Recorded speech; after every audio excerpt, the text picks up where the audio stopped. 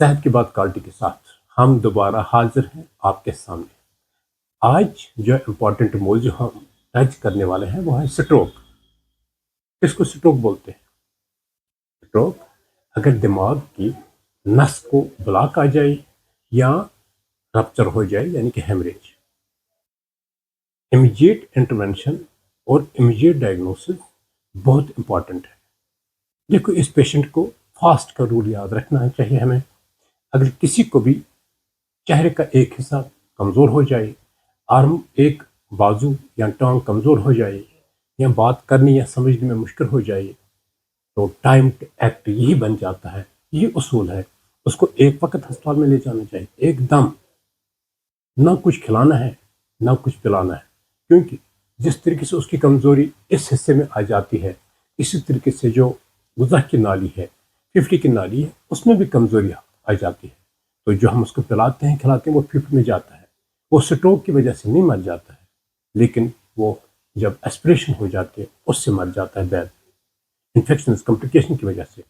With in 4 to 5 hours، 4.5 hours، 4.5 hours یاد رکھیں۔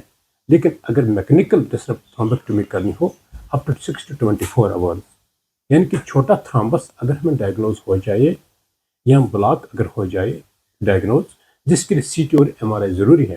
دیکھو، اگر ہم اس فارفلنگ ایریا یعنی کہ ایسپریٹ ڈسٹرکٹ کپوارہ میں بھی رہتے ہیں، لیکن 3 سی ٹی اسکین جہاں پر پرائیویٹ سیکٹر میں ہے، ایم آر آئی سیٹ بھی ہیں جو ہائیلی سینسٹیو ہے to rule out, to differentiate between the ischaemia and to localise it. تو امیجیٹلی ہم کسی بھی سینٹر پر اس کو تھرومبولائز کر سکتے ہیں، آج بلاک ریموو کر سکتے ہیں اور پورا سروائیول آ سکتا ہے، پورا ریوائول آ سکتا ہے، پوری ڈیفیسٹ ختم ہو سکتی ہے۔ لیکن ہیمریج سٹروک میں بہت ضروری ہے، اور یہ ٹیسٹ بہت ضروری ہے ہیمریج اور تھرومبوسس میں ڈفرینشیٹ کرنے کے لیے، کیونکہ ایک میں ہم اینٹی پلیٹلیٹس یا ایسپرین یا اور یہ دوائیں دیتے ہیں خون پتلا ہونے کے، دوسرے میں یہ کنٹرا انڈیکیٹڈ ہے۔ ہیمریج سٹروک میں بلڈ پریشر کنٹرول ہونا ضروری ہے، اس کی ایئر وے کا خیال رکھنا ہے، اس کی بریدنگ کا خیال رکھنا ہے، اس کی سرکولیشن کا خیال رکھنا ہے۔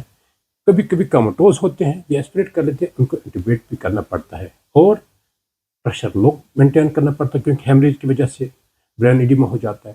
سو ایوری منٹ ڈیلے ہونے سے تقریباً ہر منٹ 2 ملین نیورونز کی ڈیتھ ہو جاتی ہے۔ اگر وقت پر اس کا علاج ہو جائے، وقت پر ریکاگنائز ہو جائے، وقت پر ہاسپٹل میں پہنچایا جائے، تو ہم کتنی زندگیاں بچا سکتے ہیں، کتنی فیملیز کو سپورٹ کر سکتے ہیں۔